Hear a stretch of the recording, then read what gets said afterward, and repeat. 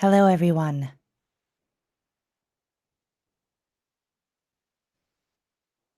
How are you guys today? I hope everyone's doing well.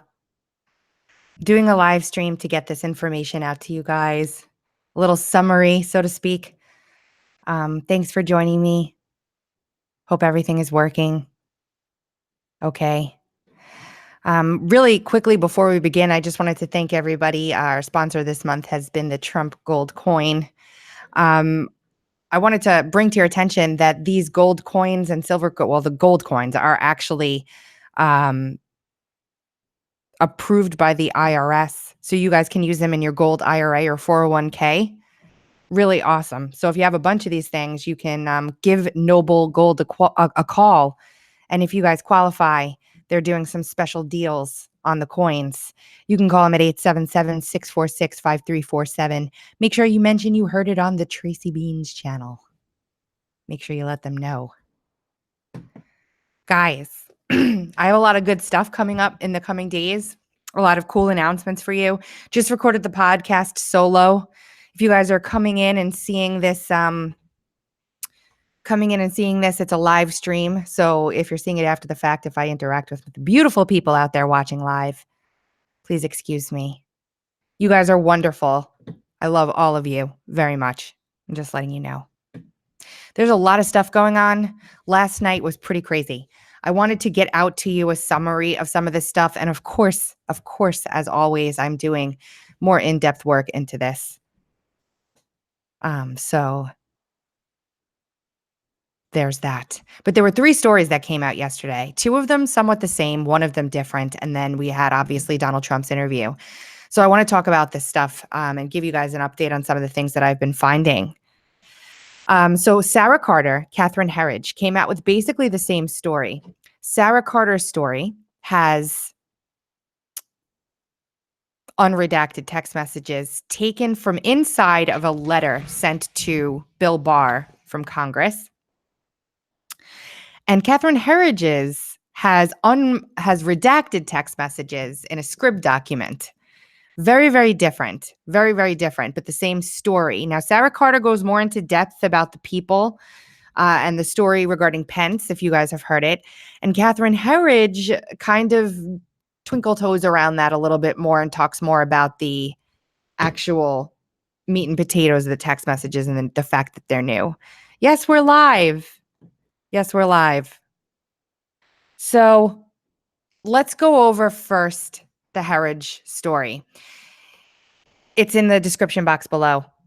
Struck and Page text suggested using post-election briefing to gather information on Trump team.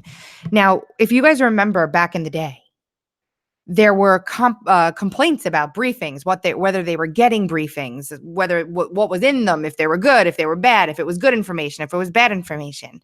The information that came out last night on literally right before Sean Hannity had the president on, was in regards to a batch of text messages that have come out that basically show that they being the conspirators, Strzok Page, looks like Priestep was involved here, McCabe, etc., were trying to get some kind of an informant or spy inside of the transition team and the administration, which is really, really disgusting. And even worse, I think it's just going to get worse. It's just going to keep on getting worse. If you guys want, shoot this live stream out on Twitter and your social media and stuff like that. I'm going to do it on Twitter right now just to get some people in here. It's really gross. I think we're going to start to get even more and more information about what's going on and what we don't even know yet. This is kind of new. And a lot of people are asking, where did this stuff come from? Was this just previously redacted, et cetera, et cetera? I'm going to check that out. I have obviously the PDFs of this stuff from both the Inspector General as well as the Judiciary Committee, I believe, released them. That stuff's available out there for you guys to take a look at and cross-reference. But there are redactions in the text messages that Herridge has. And Herridge got these text messages and also the Andy McCabe text messages that we haven't seen. So let's talk about the chief of staff story, because there are people that are just confused about what Pence knew, what he didn't know. Is he a bad guy? Is he a good guy? And let's just talk about it. There are text messages between Lisa Page and Peter Strzok that basically reference the wife, whose name is Catherine Seaman, different name than her husband. These text messages basically say that the wife of this chief of staff for Vice President Pence could possibly work with him to be able to survey and turn people within the administration. Now, let's get some background on who these people are. Catherine Seaman is an FBI employee who worked very closely as an assistant to Peter Strzok during the mid-year exam, and apparently now we know still after. Joshua, keep forgetting his name. Pitcock is his name. Joshua Pitcock was Vice President Pence's chief of staff and worked with Pence in Indiana when he was in the House of Representatives. And then as he was governor, also worked with him when he was governor. And he went to Washington to lobby. Okay. So what these text messages basically uncover, which are here, and you can read them on Scribd, is that after the election, this was the middle of November in 2016, Peter Strzok and Lisa Page are texting one another, trying to get somebody inside to monitor and take a look at what these people were doing inside the administration, give briefings, and then turn or observe the behavior of the people inside of the administration. So the idea here is that they obviously didn't go directly to Pence. So they were trying via this guy's wife to get to Pence, to get to the people around Pence or Pence himself. And this was happening right in the time that Flynn's thing was going down. So Catherine Herridge's story goes into that in brief. And then Sarah Carter's story goes into it much more carefully and much more in depth. And here's what the texts say. We'll scroll down. A few weeks after the presidential election, Mr. Strzok and Ms. Page discussed logistics for this briefing that was going to be going on to the vice president, okay? Strzok says, I'm talking with Bill. Do we want Joe Pientka? You guys should know that name, Joe Pientka. He was the agent with Flynn who did the 302s and so much more. Do we want Joe to go with Evanina, who's a National Counterintelligence and Security Center employee, instead of Charlie for a variety of reasons? And Page says, I'm not sure. Would it be unusual to have him show up again? Because he's not supposed to be there. Maybe another agent from the team. And then Strzok says, or he's the CI guy, counterintelligence guy, like trying to come up with an excuse for why whoever this person is should be going in there. And he says, makes sense. He can assess if there are any new questions or different demeanor. If Katie's husband is there, he can see if there are people we can develop for potential relationships. That insinuates that Katie's husband knows the deal, because they wouldn't just throw that out there if he wasn't read in, so to speak, on all of the other things that are apparently happening behind the scenes here. And if Katie had recused herself and just completely removed herself from all of this, as Sarah Carter says the DOJ is pushing, then Strzok wouldn't have evoked her name after the election in 2017 or 2016. The FBI was seeking sources within the White House to use. And that's what Sarah Carter dropped yesterday. So now I started digging into some timeline and started looking at some stuff, and I found some interesting things. We're going to go through this really quickly. On my Twitter timeline, I put it out today. I'm going to find it here. Hold on. Bear with me, guys. Bear with me. Live stream. Bear with me. Oh, look. Dan Bongino. Okay. On June 16th, 2017, word got out that Mike Pence has hired his own attorney in the Russiagate probe, Richard Cullen. Richard Cullen is a former chairman at McGuire Woods, which is a big DC law firm. He was a partner there as well. Comey worked there in the 90s. It isn't odd that Pence would hire an outside counsel in the midst of the Russia probe, but there are some interesting coincidences here. Cullen, the attorney that Pence hires, is the godfather of one of Comey's daughters. I don't know which one.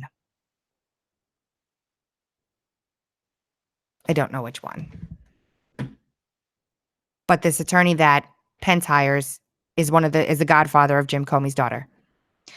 He was also involved in the FIFA case.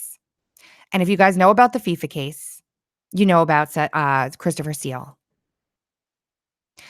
Mr. Cullen has represented Sepp Blatter, who was the president of FIFA, a Swiss national who was ousted after the United States announced a sweeping global corruption case in 2015 and criminally charged dozens of soccer officials, but not Mr. Blatter. So Mr. Cullen, who is representing Vice President Pence in the Russia probe, also represented Sepp Blatter in the FIFA case, and the New York Times declines to mention it's the FIFA case right here. But hey, I guess they don't want Christopher Steele tainting the story. Now, what does this mean? Let's not jump to conclusions, okay? This means that Pence went out to a high-profile attorney in D.C. That's what it means. After 10 days after he gets his own lawyer, Pence boots Pitcock. There are reports that this was planned for a couple weeks. There's nothing really here other than an interesting timeline right now. There's another person that left when Pitcock did in that same span of time. His name was Reince Priebus. Just saying. There's a lot more here. This is a new angle. There's a lot more here. It's not out of the question that Pence brings in his own attorney. The connections are certainly suspect to me. Whether or not Pence knew about those connections is a whole different story. Just letting you know to keep that stuff in the forefront of your minds. Now, a lot of people are bringing up the 25th Amendment story and what goes on in the 25th Amendment with having someone in the cabinet contribute to that. I don't know. And I'm just telling you that I don't know. There's so much more here that I still have to work on. I have a doctor's appointment I have to leave soon. So I just wanted to give you guys an update on this stuff and let you know that I will be working on this for you over the weekend, hardcore. The text messages, of course, are redacted as usual, like in this. And she gives us one page. And they're redacted. But in the letter that Grassley sends, they're unredacted. There was another story that came out that if you guys listen to Dan Bongino's podcast, as I do religiously every day, you will see he's been talking about this Ukraine story for a really long time.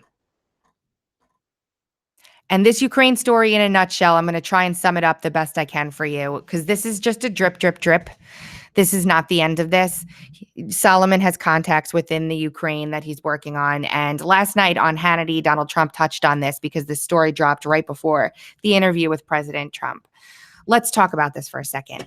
During the election, if you listen to Dan Bongino's podcast, you'll know, if you read his book Spygate, you'll know that during the election, Chalupa from the DNC, who left the DNC, has been or was working this Ukraine angle very hard, trying to get this information about this black ledger regarding Manafort. So Manafort and Yanukovych were working together. This is all the FARA violations. We don't need to get into the nitty gritty. We'll keep it high level here, okay? They're working together to try to, whatever position they're trying to push forward, they're working together to do it. There are payments made. They're under the table. People inside of the government know about this. This case is brought up in front of the FBI, and the FBI declines to prosecute Manafort for it.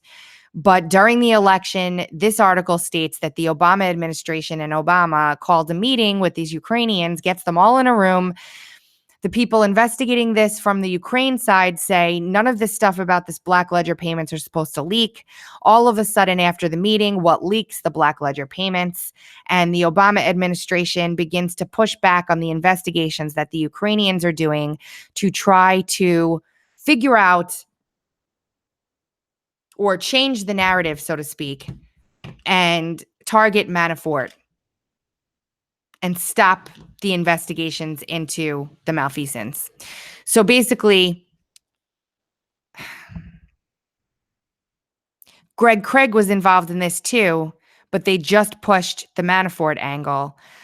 The January 2016 meeting was one of the earliest documented efforts to build the now debunked Trump-Russia collusion narrative and one of the first to involve the Obama administration's intervention. Nobody wants to comment. They're trying to prosecute this corruption in the Ukraine. I want to address a troll that says that my channel is disinformation. That's really funny when basically what I do is cover open source government documents. I love that. This channel is disinformation. Oh, goodness. It's not like I'm sitting here saying, sources came to me and told me that next week at 12 o'clock in the middle of Washington, D.C., there will be a huge announcement. Yeah. No. Anyway, sorry about that. I get that a lot, so I just wanted to address it. It's pretty funny. So there's NABU, which is the investigative body for the Ukraine. And this is the group of investigators that Biden pokes in. So Biden is like, you better, stop prosecuting this or get rid of that prosecutor. Get rid of that prosecutor or else we're not giving you any money. And the gentleman, Kuliak, I think I'm pronouncing it correctly, who's talking to Solomon, says, for me, it was the first call that something was going wrong and that there's external influence in the case and there's some other interest in the case, not in the interest of the investigation and a fair trial. So the Obama administration meddles in the election by using the Ukrainian government to publish negative information, to taint public perception, and to target Manafort and make the assertion that there's Russian collusion. And this article is in the description box as well. So all three of these stories and the Ukrainian story, trying to do it from a high level is really hard. So I'm trying my best here, and I'll get into the weeds with it very soon on my channel. I've got a lot here that I've been working on and try and kind of break it down for you. But basically, the Ukrainian government was cooperating with the Obama administration to taint the Trump team and push the Russia collusion narrative. That's in a nutshell. And John Solomon's got the story. Another thing that we learned here in this article that was of key importance to me, if you remember several months ago, John Solomon wrote a story about Oleg Deripaska and what they were doing to him. And he had text messages from Adam Waldman, who was the lawyer for Julian Assange, Christopher Steele, and Oleg Deripaska, and was working with the vice chair of the Senate Intelligence Committee, Mark Warner, on all of this stuff. He said that McCabe had gone to Deripaska and asked him to help prove that there was Manafort was helping Trump to collude with Russia. And Oleg Deripaska basically said, you're out of your mind. You laughed him off. Now we find out why. McCabe was with Deripaska.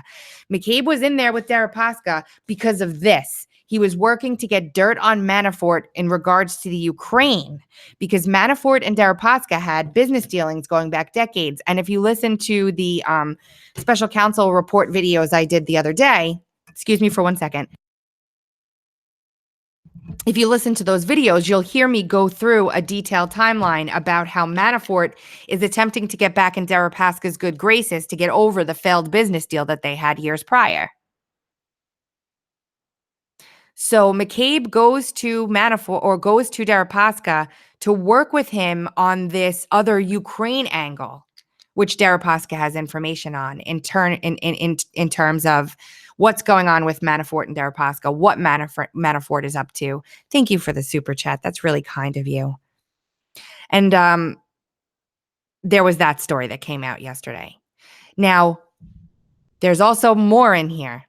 Bruce Orr and Steele worked on their own effort to get dirt on Manafort from a Russian oligarch, Oleg Deripaska. So Bruce Orr and Steele working together with Nellie, who in her testimony states that she was working on other things in regards to the Ukraine, all working together on this Ukrainian angle. So we're going to start seeing that coming up very soon too. Very interesting. Then we had the interview with Trump.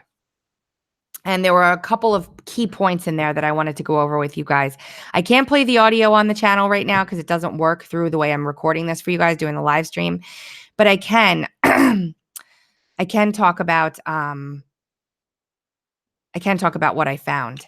He says in the beginning that he wants to see the Ukrainian collusion info. He defers to Barr. He says Barr's a straight shooter. He's going to do everything that he's supposed to do. He has a lot of faith in him.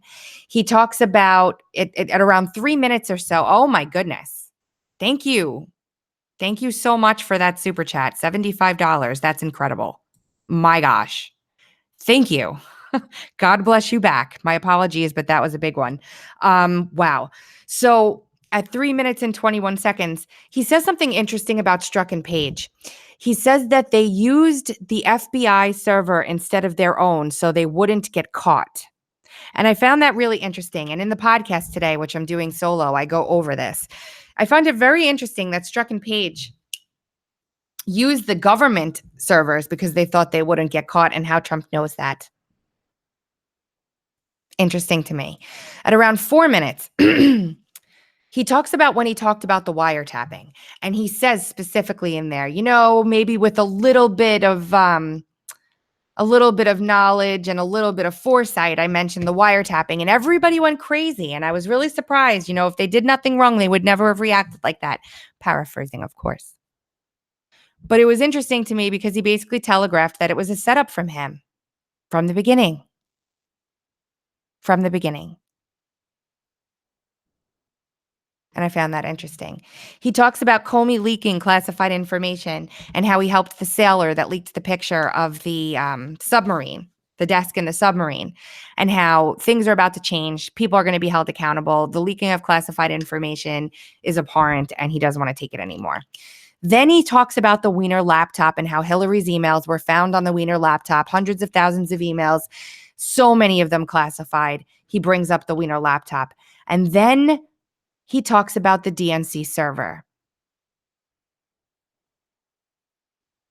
He talks about the DNC server. And he says that they never got a chance to look at the DNC server. He wants to know what's on the DNC server. No one ever got a chance to look at it. They told the FBI to get out.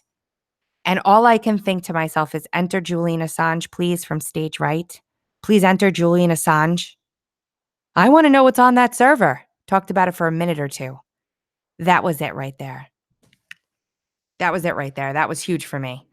The next thing that he mentions is how Sean Hannity starts to criticize him and says, he said, where's the server? Absolutely right, Shirley. He did. He starts to mention, I lost my train of thought. Oh, Sean Hannity says how he was upset and disagreed with Trump after the election when he said, let's let bygones be bygones and move forward and not talk about this anymore. And he said soon after that, they started to come at us with the insurance policy and we started investigating the emails. So that gives us another clue that these investigations have been going on for years. Years. He basically told us they've been investigating Hillary Clinton's emails again. And then they talk about treason. He talks about the coup over and over again. He talks about how important it is to find out how this started. And he does something that he often does in these interviews. And that is that let me just hold on. Someone's looking for my podcast. It's very important. You guys can search Dark to Light on Google Podcasts, Apple iTunes, Stitcher, TuneIn, radioinfluence.com, which I'm going to put the website link here. And it's the Dark to Light podcast with Frank and Beans. Sorry about that. He is Donald Trump. So where was I? He talks about the coup. He talks about treason. He talks about how Donald Trump talks about how he does something he often does. He talks about how he doesn't know And thank you for the super chat. He talks about how he doesn't know Horowitz. He didn't know Barr. He didn't know Whitaker. He doesn't know Horowitz. He tries to put this distance between them. It's something that he does. And maybe he doesn't know these guys. He says that it upsets him.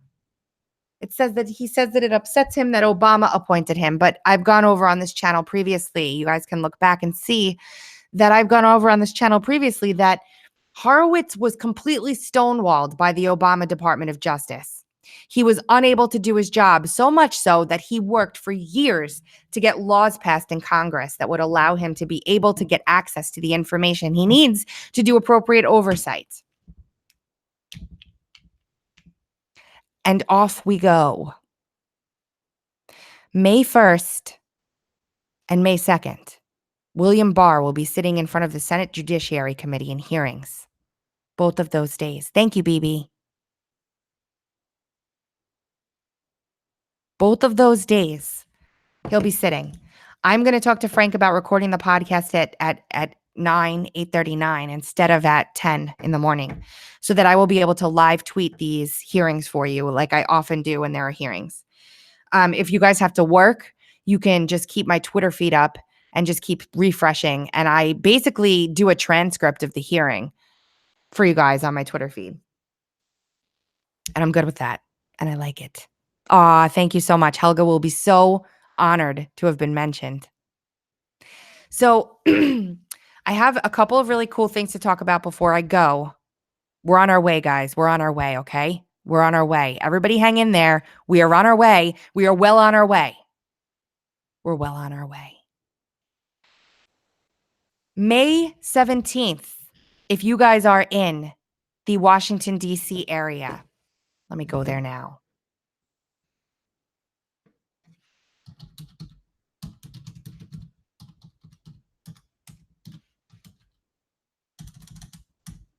Hold on. Sorry.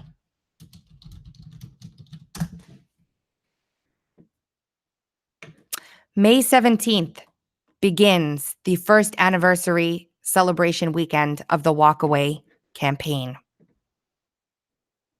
We are going to be in Washington, D.C. for the weekend with a lot of amazing people. We're screening the documonial on Friday. On Saturday, there is a Roaring 20 celebration at the Trump International Hotel in D.C. On Sunday, we are having a rally in front of the White House from noon to 2 p.m. Please consider coming to the anniversary celebration for the Walkaway campaign. It's going to be fantastic, and I'm so excited about it. Scott Pressler will be there. Brendan will be there. There's a lot of people that are going to be there. A lot of surprises coming too. I did, just so everyone knows on the podcast today, I played the clips in the Trump interview and I analyzed that live for you guys. So check out the podcast today. Comes out 2:30.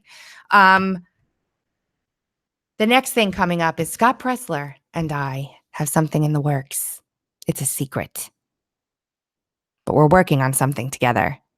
And it's coming. The announcement is coming. And I'm so excited. And there's more. There's more stuff I can't say yet. There's much more stuff. We're all doing amazing stuff together. All of us are. All of us are doing amazing stuff. I am so grateful to all of you out there. I would never be sitting here doing what I'm doing right now if it weren't for you. It sounds cliche. Everybody says it. I really mean it. I really, really, really mean it. It is just an honor to be able to do this work for you guys. It is an honor that it's valuable to you. It is just an honor to be able to be a part of some amazing things. And I want everybody to keep their chins up and keep their heads up, okay? I'm at Tracy Beans on Twitter with a Z. Everybody, I am dressing like a flapper. Absolutely. You think of, yeah, absolutely. I am totally dressing like a flapper for that party. It is on. We are about to head into a period of time where there will be accountability. And I want everybody to stay positive and keep your head above the muck. And just understand that I want to make this clear. I am with my nose in this stuff 18 hours a day, 7 days a week. If there were any indication that there is not going to be justice of some kind, I would tell you because it would mean we need to take action. We would need to take action to change that. I'm telling you right now, everything that I'm seeing points towards accountability. Nothing, nothing that I'm seeing lets me think or makes me think there will not be. Nothing. Because as I said, the second I thought that there was nothing, we would need to take action. And it would be completely irresponsible of me to not say that. For example, some could get angry with me for sharing the Pence connections I shared. It's facts. Gotta share it. And that's all I got for you today. So if you want to find me, you beautiful, beautiful people, I swear I love you. You beautiful people want to find me online. You could find me at Tracy Beans on Twitter, TracyBeanz. You can find me at my website, tracybeans.com. You guys can find me on Patreon at patreon.com/TracyBeans with a Z and paypal.me/TracyBeans because that's how I pay my bills, literally. I love you guys. Stay tuned. Check out the podcast. It's Monday, Wednesday, Friday at 2:30.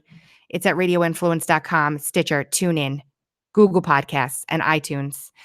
And have a good weekend. Keep your eyes peeled at the channel so I can give you some more information on the Ukraine and some of those struck page texts that are coming out. And go to give.classy.org/walkaway anniversary to get your tickets to the first anniversary celebration weekend of the Walkaway campaign.